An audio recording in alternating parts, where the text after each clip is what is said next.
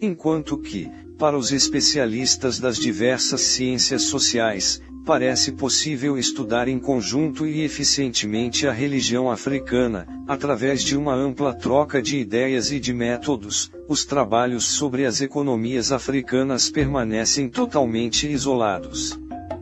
Da mesma forma que os historiadores da religião, os especialistas em economia demonstraram, nos últimos anos, que os diferentes tipos de economia não paravam de evoluir e que essa evolução respondia tanto a estímulos de ordem interna quanto a influências de ultramar. No entanto, os economistas, particularmente os especialistas em desenvolvimento econômico, prosseguem seus trabalhos sem considerar a cultura econômica que tentam dominar. Não só tendem a ignorar o mecanismo da evolução em curso, mas muitos deles dão pouca atenção aos modelos estáticos dos antropólogos economistas.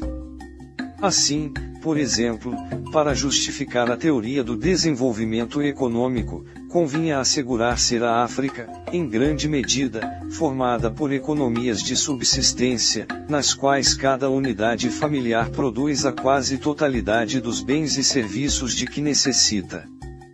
Esse ponto de vista foi defendido principalmente por H. L. Amy em meados da década de 60, ao mesmo tempo que a teoria do desenvolvimento econômico vem for surplus, baseada na liberação dos recursos e dos meios de produção insuficientemente empregados. Na realidade, nenhuma comunidade da África pré-colonial supria inteiramente suas próprias necessidades sem se dedicar a algum comércio, e eram numerosas as sociedades africanas que possuíam complexas redes de produção e exportação dirigidas às necessidades de seus vizinhos. Na orla do Saara, numerosas tribos pastores obtinham a metade, se não mais, de seu consumo anual de calorias, trocando os produtos de sua criação por cereais.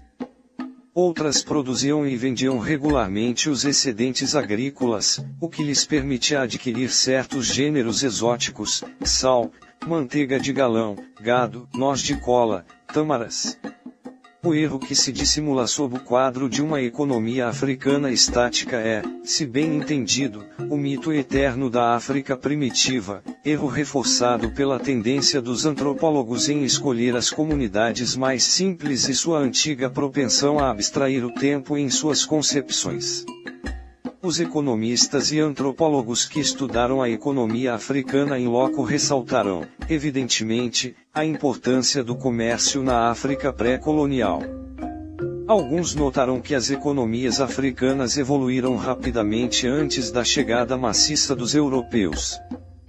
Todavia, distanciando-se da linha de pensamento ortodoxo, um grupo sublinhou mais as diferenças que as semelhanças entre as culturas econômicas.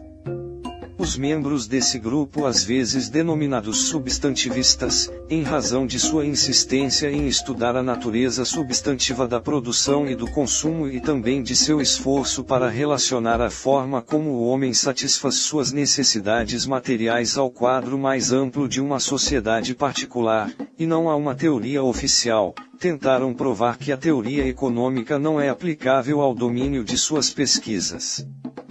Como resultado, estabeleceu-se um verdadeiro abismo entre os economistas do desenvolvimento, que, trabalhando sob a inspiração de teorias macroeconômicas, prestam pouca atenção às realidades econômicas do momento, e os substantivistas, que desprezam as teorias contrárias. Até agora, os especialistas em história da economia não preencheram o abismo, assim como não exerceram sobre as ideias relativas à África uma influência comparável à que os historiadores tiveram sobre a antropologia ou sobre o estudo das religiões. A história africana caminhou a largos passos, especialmente nos últimos anos, para lançar métodos novos e cobrir zonas não suficientemente exploradas. Mas ela não tirou proveito suficiente dos novos caminhos abertos em outros lugares. Ela não respondeu tão rapidamente quanto outras disciplinas ao desafio da revolução behaviorista, nem aproveitou as possibilidades admiráveis da história quantitativa, tanto em matéria política quanto no domínio da econometria. No curso das explorações sobre o passado da África, realizadas com impulso cada vez maior, a irradiação da nova história africana foi obra de um grupo de historiadores profissionais que fizeram dessa história o objeto principal de seu ensino e de seus escritos. Se, no mundo ocidental, o conhecimento da história da África foi tão menosprezado, mesmo em relação à historiografia da Ásia ou da América Latina, é porque era obra de historiadores amadores, pessoas que tinham outras atividades profissionais, mas não uma posição estabelecida no mundo universitário, e que portanto não tinham possibilidade de influenciar os meios historiográficos em nenhum país ocidental. Alguns trabalhos de pesquisa sobre a África eram realizados nos institutos da Escandinávia ou da Europa Central e Oriental, desde antes da Segunda Guerra Mundial. Mas eles permaneciam marginais no programa geral do ensino superior e, desse modo, não contribuíam para a formação de historiadores. As únicas exceções são representadas pela egiptologia e por certos aspectos do passado da África do Norte na época romana. Para o restante, antes de 1950 contam-se poucos profissionais entre os historiadores da África.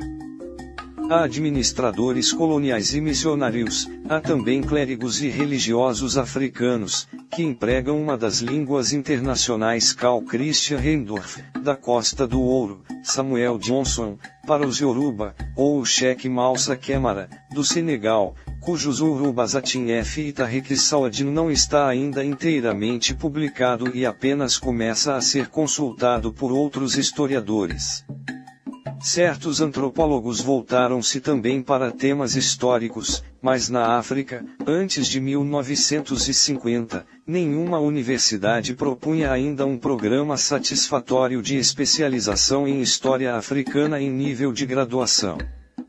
Em 1950, não houve nenhum historiador profissional que se dedicasse exclusivamente a escrever a história africana e a ensiná-la. 20 anos depois, cerca de 500 historiadores com doutorado ou qualificação equivalente elegeram a história da África como atividade principal. A rapidez com que essa evolução ocorreu é surpreendente. Retrospectivamente, ela pode ser muito bem explicada. Na África, na Europa, na América do Norte e em cada continente por diferentes razões a conjuntura política, intelectual e universitária revelou-se particularmente favorável ao aparecimento de uma pleiade de historiadores profissionais cujo trabalho se orientava para a África. Nesse continente, a partir do fim dos anos 40, a necessidade era maior à medida que se podia prever um movimento cada vez mais acelerado em direção à independência, ao menos para a maior parte da África do Norte e do Oeste. Depois de 1950, a fundação de novas universidades criava a necessidade de uma história renovada da África, considerada de um ponto de vista africano em princípio ao nível da universidade e passando pelos estabelecimentos de formação pedagógica, atingindo a escola em geral. Entre os pioneiros desse enorme esforço de reeducação, devemos citar Kaon Okadike, o primeiro de uma nova geração de historiadores africanos a ultrapassar as etapas de uma formação pedagógica normal feita na Universidade de Londres.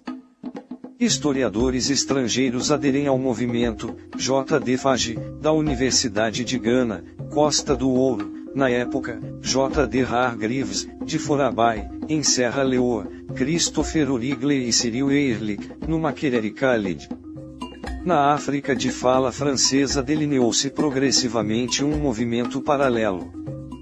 Nos antigos territórios franceses, as universidades continuaram, muito tempo depois da independência dos respectivos países, a depender do sistema francês. Em consequência, conservaram as tradições históricas francesas. Todavia, alguns pioneiros se orientavam para uma história da África. Neste sentido, notáveis contribuições foram oferecidas por Amadou Mataremi Bove, no Senegal, por Joseph Kizerbo, no Alto Volta, pelo padre Egal Bartving, em Camarões. Desde o início dos anos 50, os historiadores vindos do exterior e estabelecidos na África de língua francesa, que teriam um papel dominante nas universidades, dedicaram-se à pesquisa.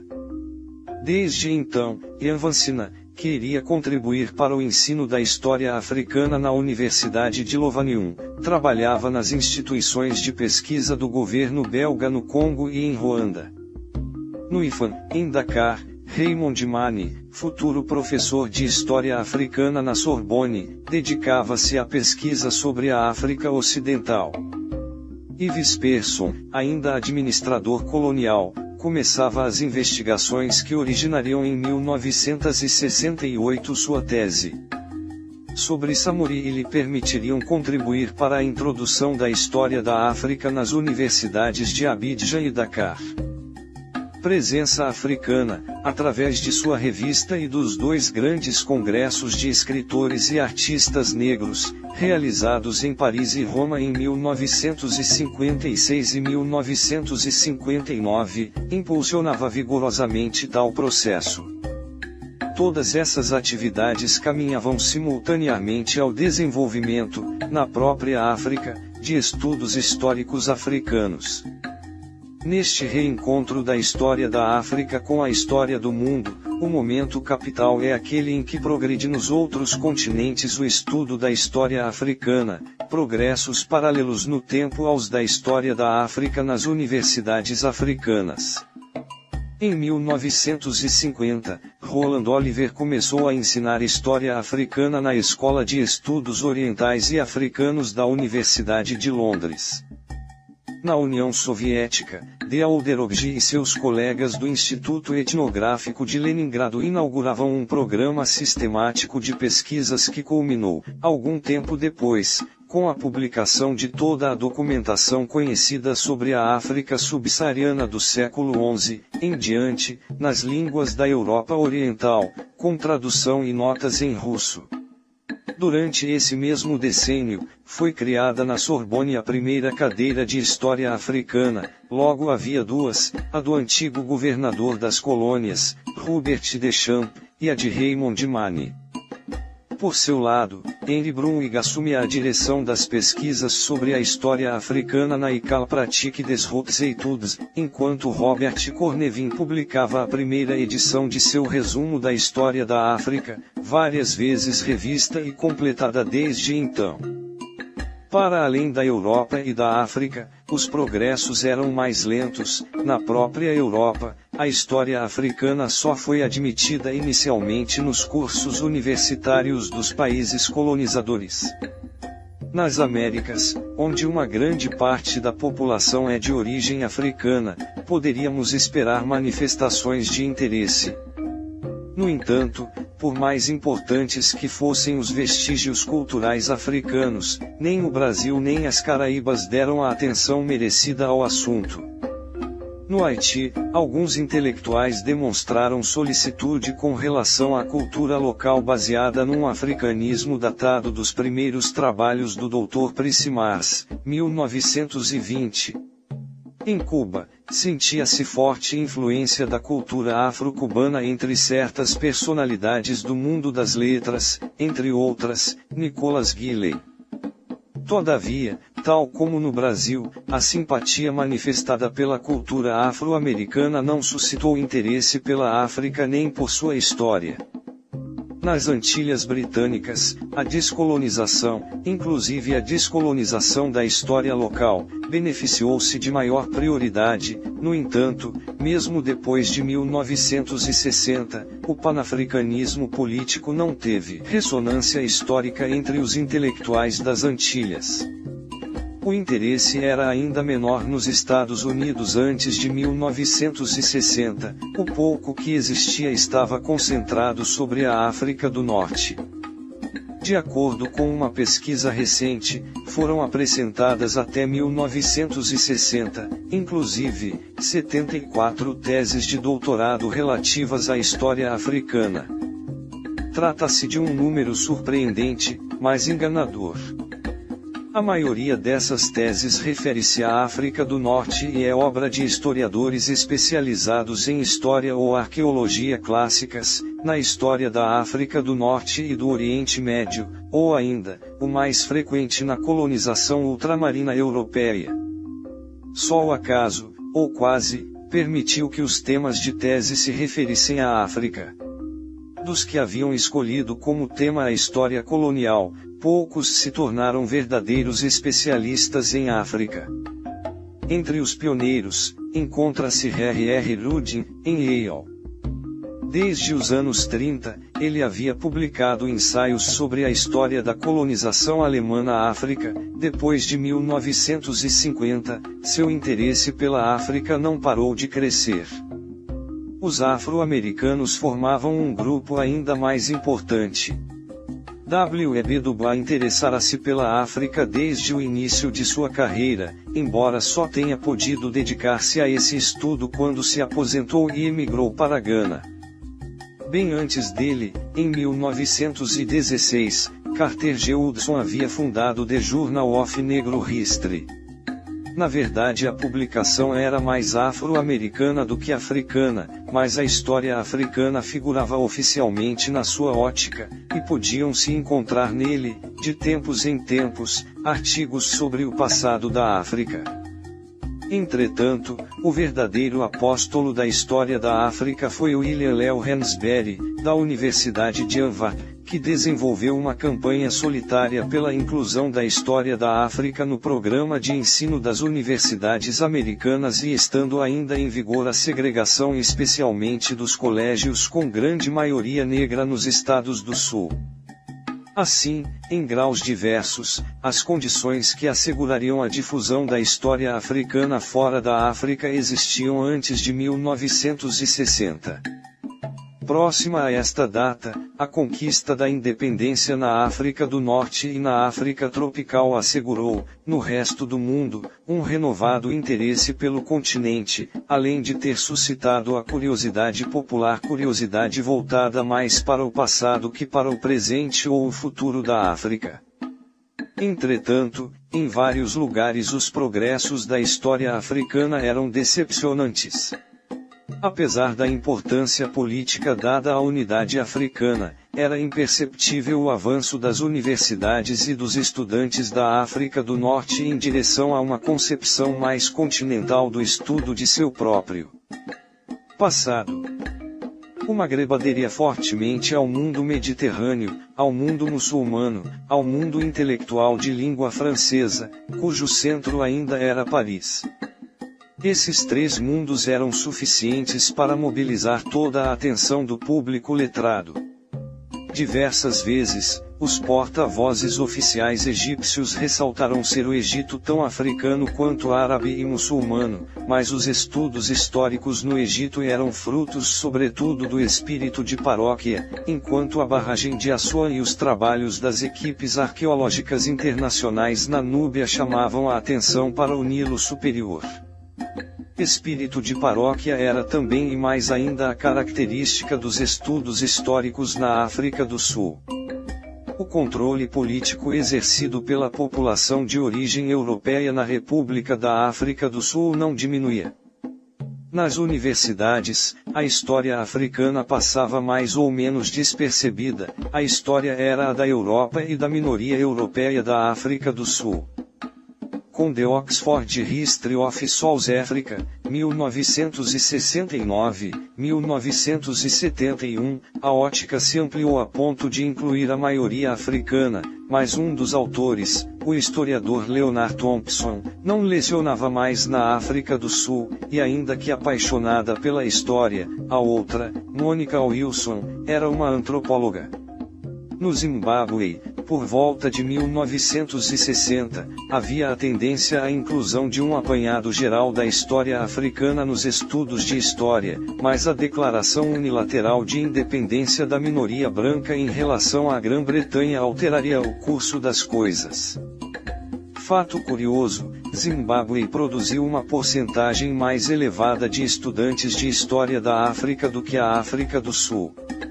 No entanto, a maioria teve de prosseguir o exercício de sua profissão no exílio.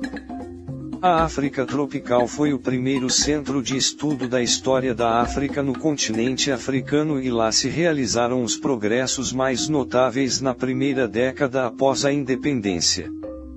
A história africana já fazia parte do programa de ensino das universidades dessa região, mas tratava-se agora de encontrar um equilíbrio apropriado entre a história local, regional, africana e mundial. Resumindo, tratava-se de descolonizar o conjunto do programa de história e não apenas de lhe adicionar um componente africano. Foi na África de língua inglesa que ocorreram as maiores mudanças, as rígidas normas instituídas pelos europeus abrandaram-se mais rapidamente nesses países que nos de língua francesa. O ensino da história da Grã-Bretanha e de seu império cedeu lugar a outros temas. A história do Império Britânico tendeu a desaparecer completamente e a da Grã-Bretanha a se fundir com a da Europa. No que se refere ao ensino da história da Europa, a nova corrente que se esboçou tendeu a subordinar as diferentes histórias nacionais ao estudo dos grandes temas que transcendem as fronteiras, como a urbanização ou a Revolução Industrial. Ao mesmo tempo, os historiadores começaram a se interessar também pela história de outras regiões, a do mundo islâmico ao norte, insistindo particularmente na sua influência ao sul do Saara, a da América Latina ou do Sudeste Asiático, porque elas poderiam recuperar certos aspectos da experiência africana, a do leste asiático, onde o crescimento econômico do Japão constituía um exemplo do qual a África poderia tirar ensinamentos. O impacto da história africana proporcionou assim uma reorientação geral, no sentido de uma concepção do mundo e de seu passado, verdadeiramente afrocêntrica sem se interessar exclusivamente pela África e pelos africanos, como a velha tradição europeia se interessava apenas pelos europeus, mas no quadro de uma Weltanschauung da qual a África, e não a Europa, constitui o ponto de partida. Esse objetivo não foi ainda completamente atingido, mesmo nas mais avançadas universidades de língua inglesa. Será necessário um certo tempo para formar uma geração de historiadores africanos inovadores que explorem novos caminhos, escolhidos por eles mesmos. As universidades de língua francesa estão um decênio atrasadas. Em Abidjan, Dakar e Lubumbashi, herdeira de Lovanium no domínio da história, as mais antigas universidades de língua francesa, só a partir do início da década de 70 é que o corpo de professores de história passou a ser composto majoritariamente por africanos, ao passo que essa evolução havia ocorrido desde o início dos anos 60 nas mais antigas universidades de língua inglesa. Agora que os historiadores africanos possuem seu lugar nas universidades de língua francesa, pôde-se prever um reajustamento semelhante das concepções da história mundial. Mas já a partir de 1963 se realizou a reforma dos programas de história nas escolas secundárias dos países de língua francesa. Ela seria imediatamente seguida pela reforma dos programas dos estudos históricos universitários, de acordo com o programa do CAMIS, Conselho Africano e Malgache para o Ensino Superior. O impacto da história africana sobre a pesquisa e o ensino de história na Europa Ocidental está ligado à antiga relação colonial. Essa é uma das razões pelas quais a França e a Inglaterra constituíram os principais centros europeus de estudo da história africana. Todavia, também em outros lugares se registraram progressos no ensino da história africana, em particular na Tchecoslováquia e na Polônia, assim como na União Soviética, onde ela é sistematicamente ensinada na Universidade Patrice Lumumba, de Moscou, cuja missão específica consiste em formar estudantes africanos. Em outros lugares, especialistas solitários prosseguem pesquisas em diferentes centros universitários, sendo que isso ocorre de forma mais sistemática nos institutos de pesquisa que seguem a tradição alemã de organização universitária. Os pesquisadores que se dedicam à África estão, portanto, um pouco isolados, o que poderia contribuir para explicar por que os estudos históricos continuam a não ceder nenhum lugar à África em numerosas universidades europeias, exceto na Inglaterra e na França. Também nestes países a tradição geral dos estudos históricos se inspira num espírito de campanário, mas a formação de administradores coloniais teve aí um peso particular. A partir de 1955 aproximadamente, começou o processo de repatriação desses administradores, e muitos deles iniciaram uma nova carreira de historiadores dos países onde haviam exercido suas funções. Esse foi o caso da França, principalmente, como demonstra o exemplo dos professores Deschamps e Pearson. Para esse país, assim como para a Inglaterra, a criação e o crescimento de novas universidades africanas, que datam dos anos 50, abriram a possibilidade de empregos na África. Jovens historiadores escolheram temas africanos para sua aprendizagem de pesquisa ou começaram a se interessar pela história africana quando foram lecionar na África. Em seguida, nos anos 60 e 70, esses historiadores estrangeiros foram progressivamente substituídos por africanos e voltaram a lecionar na ex-metrópole, muitas vezes depois de terem passado 8 ou 10 anos na África. Nem todos voltaram a ensinar a história africana, mas o número total dos que o fizeram é significativo. O número dos historiadores vindos das universidades africanas que entraram nas universidades britânicas entre 1965 e 1975 situa-se provavelmente entre 60 e 70, o que representa em torno de 8 a 10% dos historiadores que passaram a trabalhar nas universidades britânicas nesse período.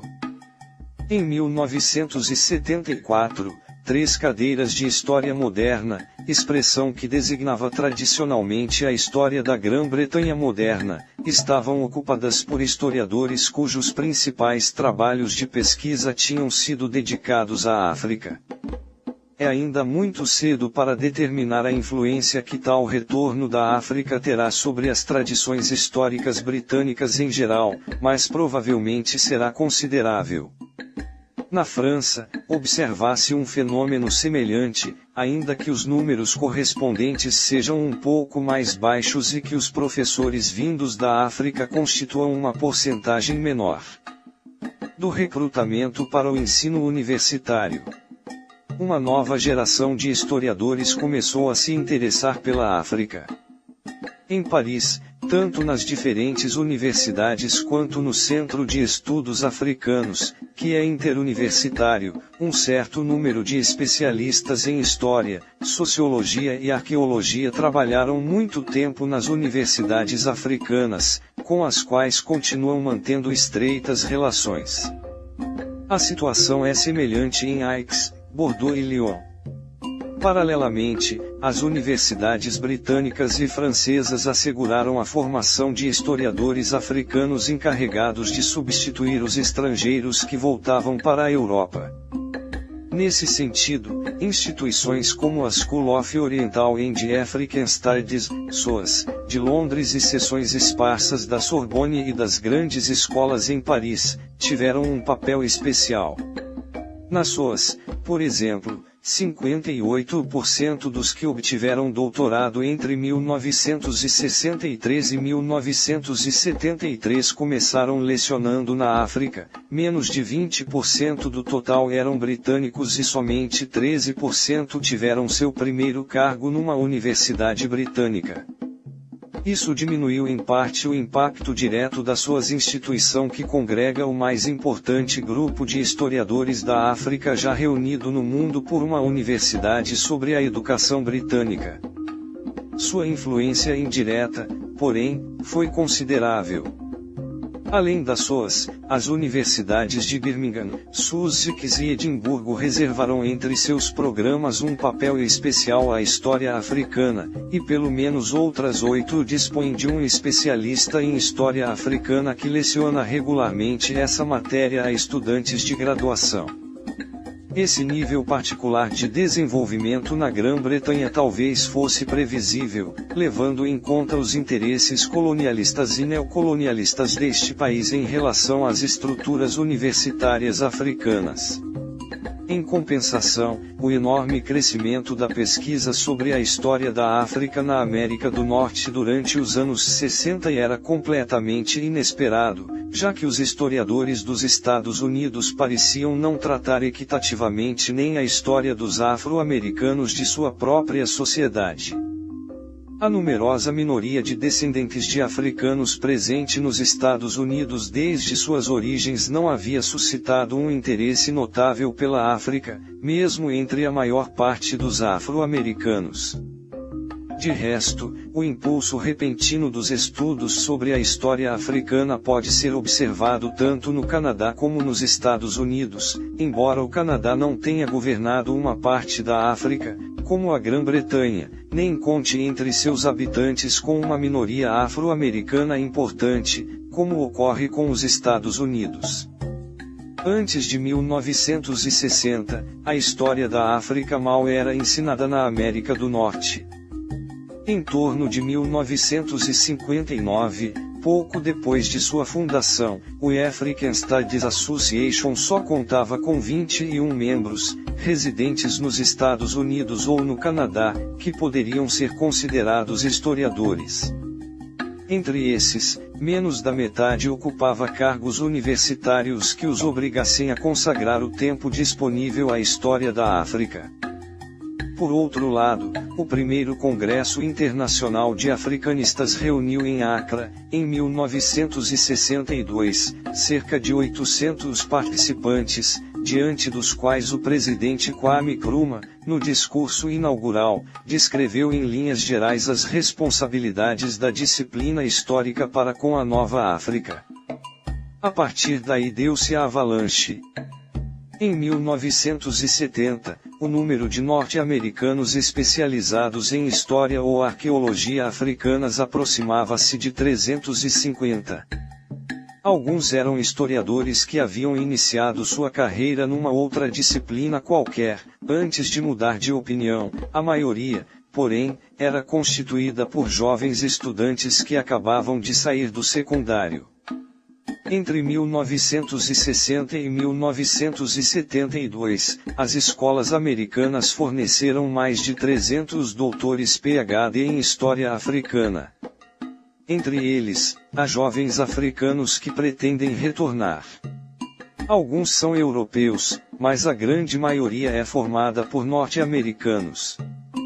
A proporção de afro- e euro-americanos é igual a desses grupos no conjunto da população, cerca de 10% nos Estados Unidos e bem menos no Canadá.